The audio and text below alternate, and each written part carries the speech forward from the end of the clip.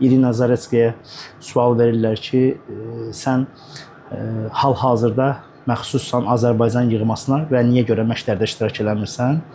O deyir ki, mən yığma komandada məşq eləsəm, mən vəbşi yəni ki, nəticə verə bilmərəm bu cür məşqlə. Mən kiməsə sözlər atmıram. Mənim hər zaman sözüm olubsa birbaşa demişəm və mənim söz atmağa ehtiyac yoxdur. Çünki hər şey göz qabağındadır, xalqın gözü tərəzidir. İrina Zaretskaya bildiyiniz kimi yeni ana olub və yeni ana olduqdan sonra yavaş-yavaş yarışlara qoşulub və formaya düşmək bir qədər çətindir. Və ona baxmayaraq, o da yeganə idmançısıdır ki, dünyada qızlar arasında 3 qat dünya çempiondur.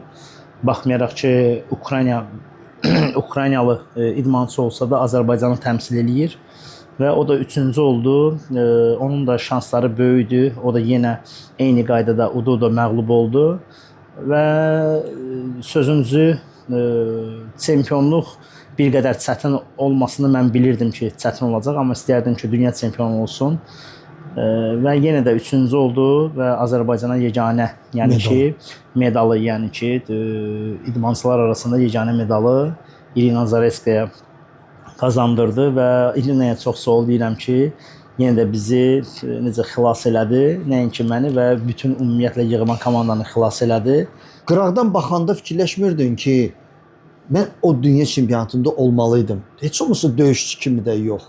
Məşqçi kimi. Məşqçi kimi yox, qonaq kimi. Qonaq kimi yox, nə bilim, bir dost kimi, bir azarkeş kimi. Amma dünya çempionatı keçilir Rafael Ağayev Bakıdadır. Əlbəttə ki, istəyərdim ki, ilk növbədə çıxış eləyim. Amma bilirsiniz ki, həyatda hər istədiklərimiz olmur. Artıq 40 yaşındayam.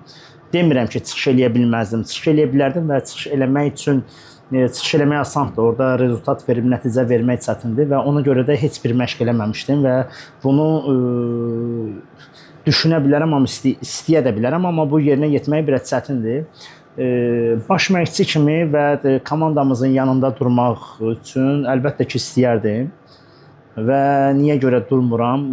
O sualın cavabı hər şey göz qabağındadır. İstəyərdim, niyə istəmirəm ki? Bir komanda yoldaşlarıma görə, bir Azərbaycan necə deyirlər, komandasının, Azərbaycan dövlətinin, xalqın karate üzrə arxasında durmaq niyə də istəməzdim, sözsüz ki, istəyərdim. Amma ki, bəzi səbəblərdən hələ ki, mən qıraqda qalmışam və düşünürəm ki, yaxın zamanlarda hər şey öz yerini tutar.